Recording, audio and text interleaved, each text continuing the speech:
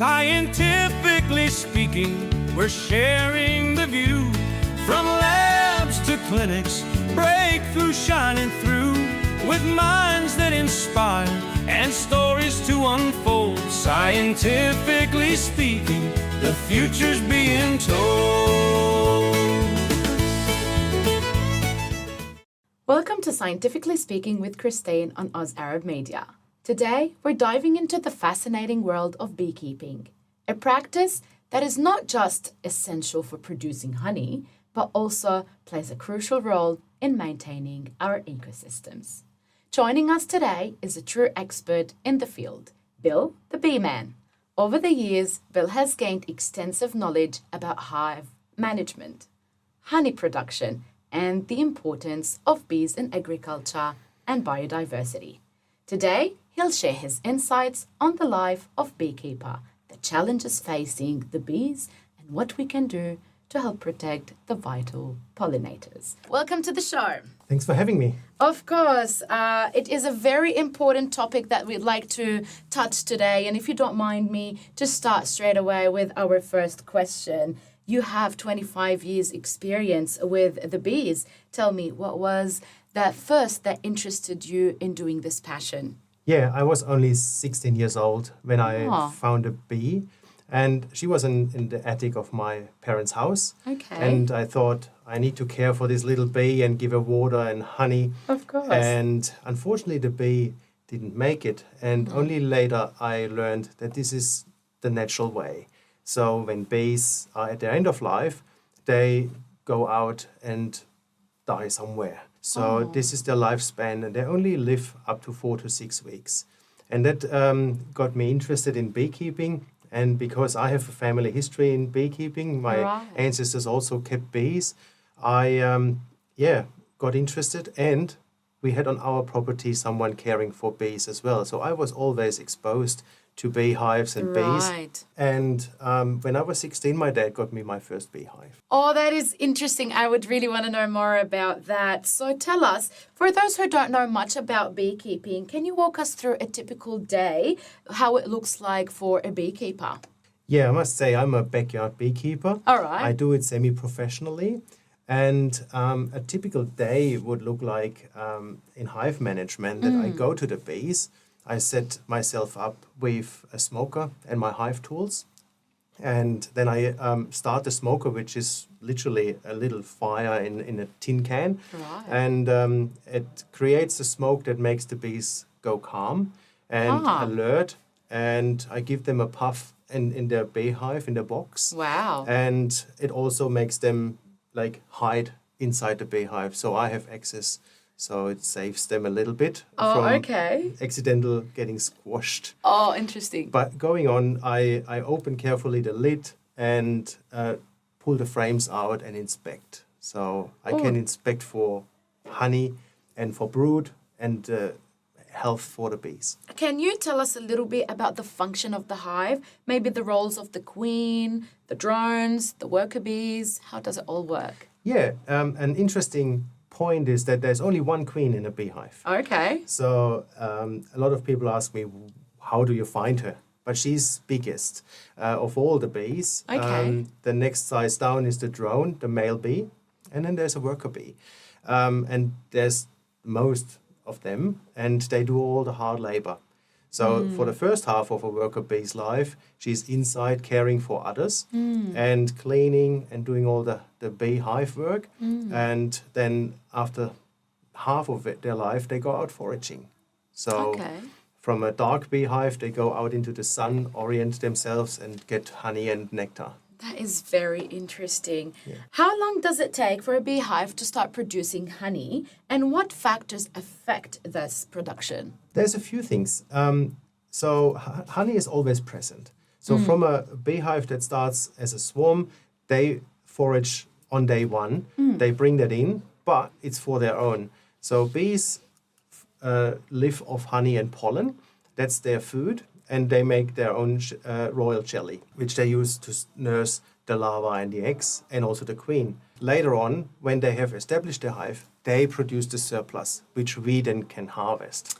Many people associate bees with only honey, but both me and you, of course, know that their role is far beyond that. Why are bees so important for our environment and agriculture, Bill? Bees are important for pollination. Right. And without the bees, we wouldn't have any crop. Most of our fruits and vegetables are pollinated by bees.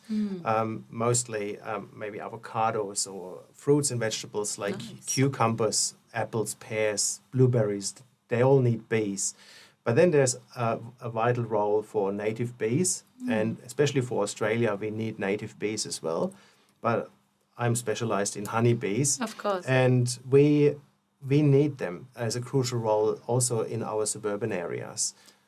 So not just to give us honey, they as well help us give all the other produce Correct. of the garden. That is lovely. Yeah, go ahead. You were going to say something. When the first settlers came, they only knew their own practices and they imported the bees as well, including all the crops. So even though honeybees are not native to Australia, they are now play a vital role to sustain our Western ways of agriculture and pollination. In Australia, there have been native bees for 40,000 years. There's so many different native species, single bees, solitary bees, and also the stingless bees. I always see stingless bees in my kids' school. They care for them. That's amazing to see them how they're integrated in our community. But we do know, Bill, globally that the bees are declining in number and populations, unfortunately. What would happen if these populations keep on declining? And how would this affect us globally for food production? Yeah, it's sad to see that populations are declining. And with the new arrival of the varroa mite in Australia, we have actually lost a lot of beehives in the last few years. Not only with the attempt to control the varroa mite and eradicate it, the ongoing effects are now on the feral beehives that are in tree hollows and in the suburban area. And also a lot of beekeepers are not knowledgeable enough to look after their bees and they just die. And this is really sad. And also in commercial beekeeping, the efforts are now huge, also financially, to treat the bees accordingly so that they survive. So it's sad to say, but bees now need a lot of care through the beekeeper before varroa mite and other pests. They just looked after themselves. Amazing.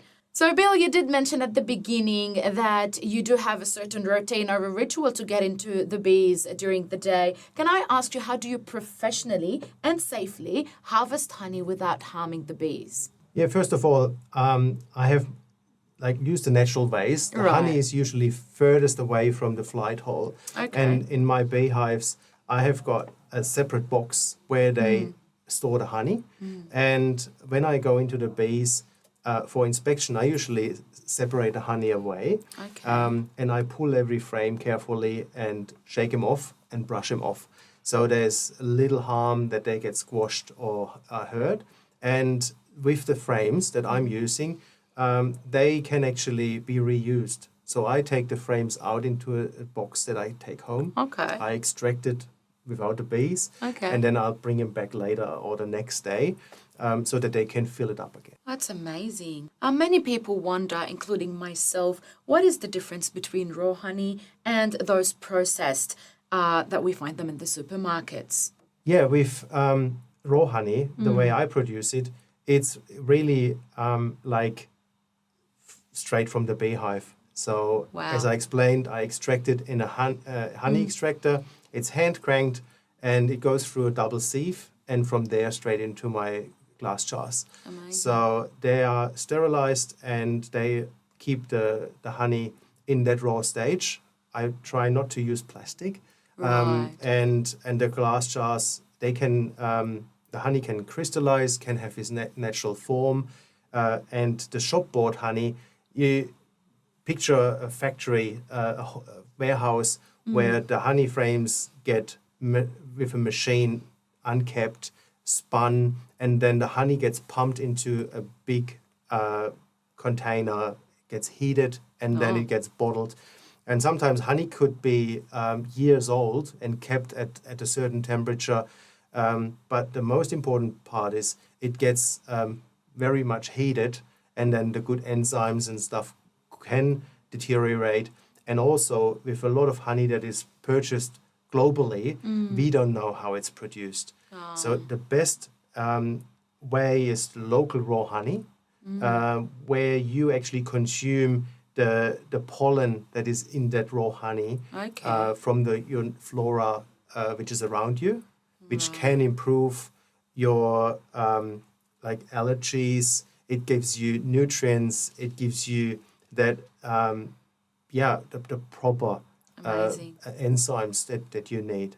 So the supermarket honey maybe has some additives to it, or maybe they add sugar to it. It's not as natural and fresh as the the beehiving honey, isn't it? Yeah. So the main difference is, especially here in Australia, I can say it. I don't use sugar at all. Right.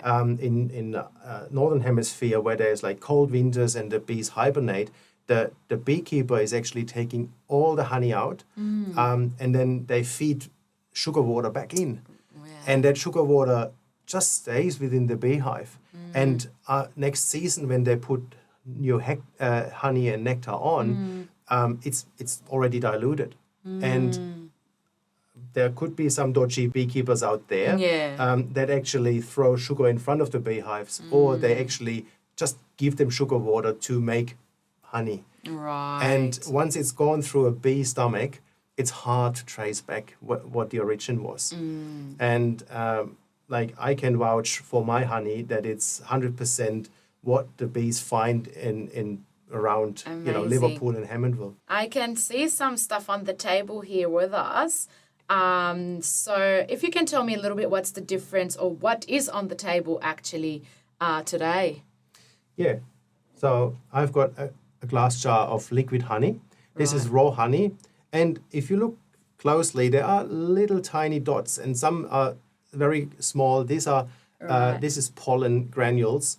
And I like that my honey is actually sitting on pollen sometimes. So it must crystallize over time, because the pollen is actually a contaminant which is healthy. It's a protein. I was going to ask, is it healthy for us to eat those pollens? Yes, because what the bees collect, this is the second one. This is just pollen granules, which I collected from the entrance of a beehive.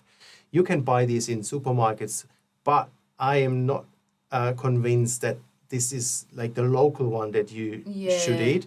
And this is also harvested from the bees when they bring it in. It's pretty much flower dust. It has not been mixed with honey. And how can we use these in our daily lives, Bill?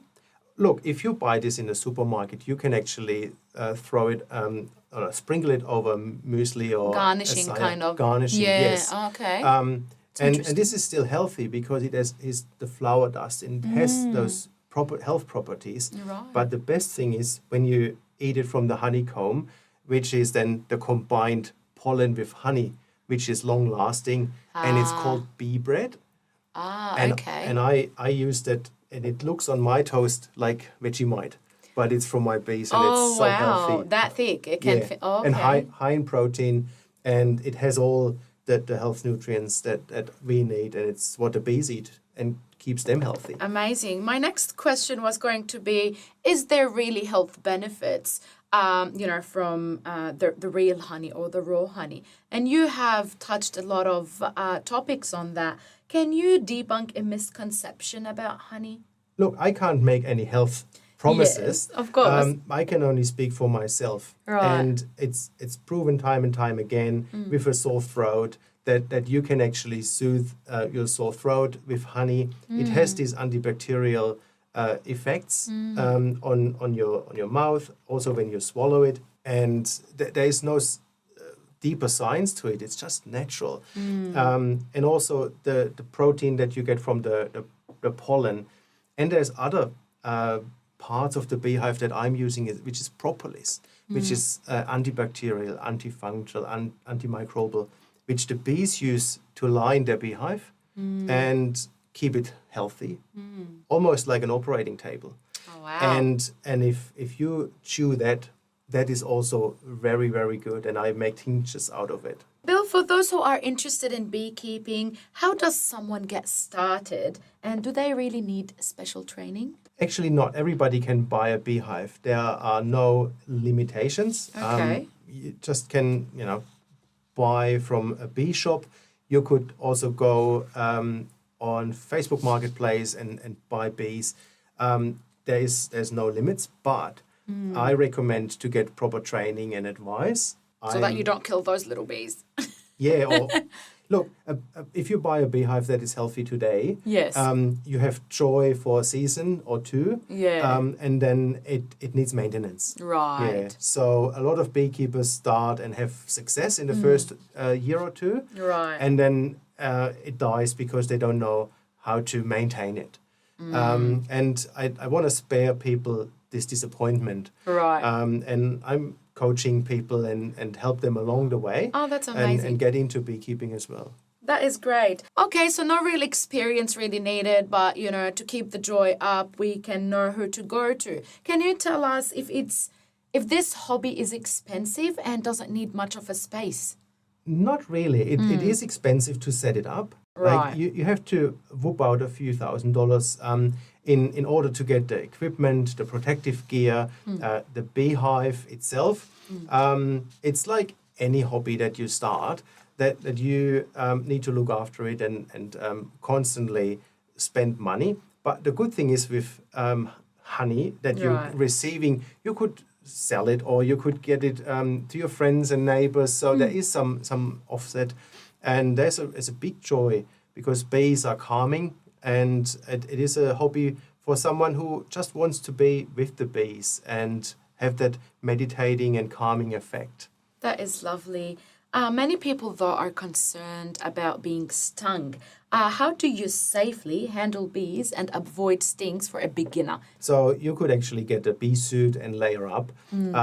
I personally tend not to do it, but everybody who is interested in beekeeping should know whether they are allergic or not, because there could be life-threatening consequences. Of course. If people get stung. Yeah. And some people develop an allergy. Others, they build up immunity over time. So it's a very personal thing. And I would recommend to find out first whether this is appropriate for them personally. I have beekeepers that I support and they are allergic. They carry an EpiPen, they layer up. So it's not that Why bad. take the risk, though? They just like the joy of having the bees and the humming and the smell.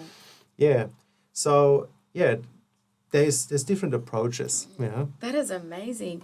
Do you think urban beekeeping is a good idea? And what should people do living in the cities to know about setting up hives?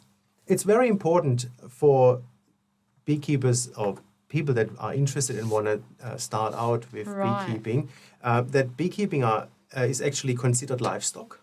Okay. So bees are livestock, like sheep or cow, and they need to be registered. And a lot of urban beekeepers are not. And with the registration, with the Department of Primary Industry, you get so much support. You can also join the APA and other local clubs. They can help you along the way, and you gain so much knowledge. And there's a lot of senior beekeepers that are happy to share the knowledge. And if you start out and you don't know if it's for you, just approach the local beekeeping club and ask them if you can come to an open beehive and join them on a working bee. And then you can actually see if it's for you. That is amazing. You can help in so many ways, can't you? Now, for those who don't want to keep bees but would like to help, what are some simple things people can do to help protect the population? To support the bee population, it's vital not to spray chemicals. Avoid pest control and reduce it to a limit. Don't spray anything on flowers, but also support with planting suitable plants. There's grasses that you can use that also flowers that produces nectar for the bees or trees. Do you have any naturally. specific ideas? That was going to be my second question. Any ideas or advice on what type of flowers or plants to grow so that we can bring bees along and help them grow in population? Yeah, like if you have a veggie garden, you can actually grow pumpkin or zucchini. Right. You can have strawberries. You know, bees love all these flowers.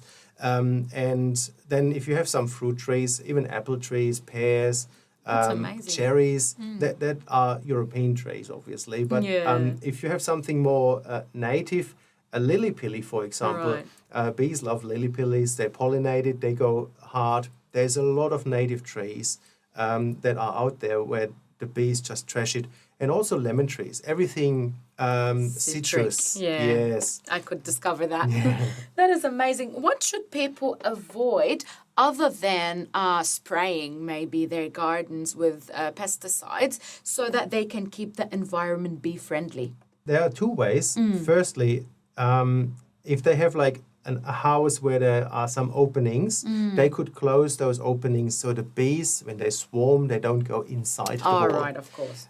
But on the other hand, if they can't close all the holes and make it like bee tight, they could actually put up a box, like a 20-liter bucket or bigger, to support as a bee trap. That is an artificial housing for bees. Okay. So it just needs a box, like a big bucket, put a hole inside, and the bees will find it over the years. It doesn't have to happen straight away. They also swarm in spring and summer.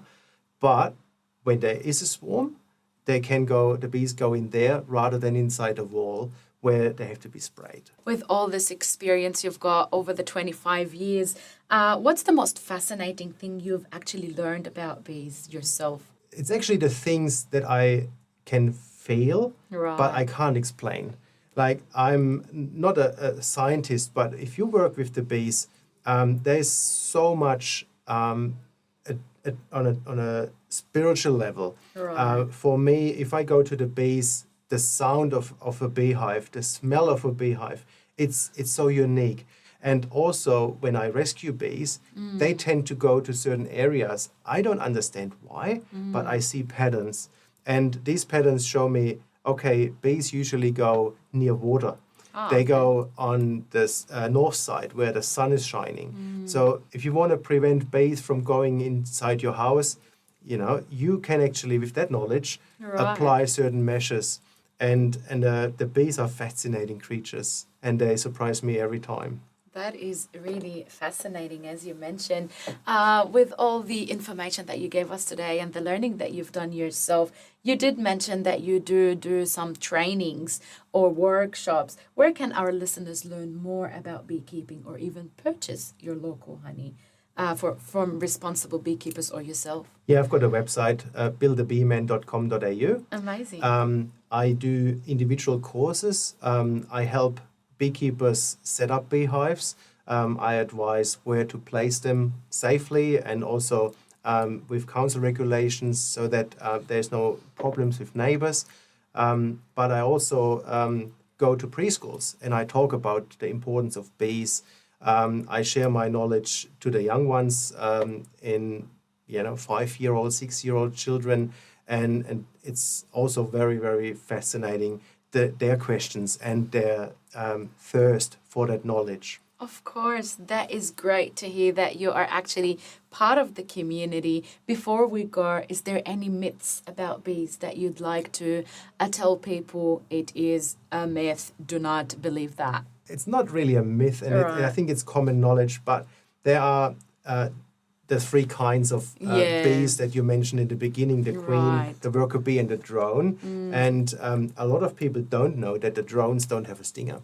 Oh, so I didn't know that. Yeah, there you go. when I take my son to the bees, I sometimes catch a drone and I let him pet the little drone because that's so cute. It won't sting, and it's a little chunky bee, and it's amazing. But a warning, you might not know the difference, so don't try that with every bee you see. Yeah, try you to could get pat stung. Yes, so little warning here. Amazing. Bill, thank you so much for sharing your knowledge and passion for beekeeping with us today. Bees are truly remarkable creatures, as you mentioned, and it's inspiring to hear how important they are for our food and our well-being. So thank you for being here today. To our listeners, whether you want to start your own beehive or simply plant more flowers to support your local bees, remember that every small action really helps. That's all for today's episode for Scientifically Speaking with Christine. Stay curious and let's all be part to protect the bees. See you next time.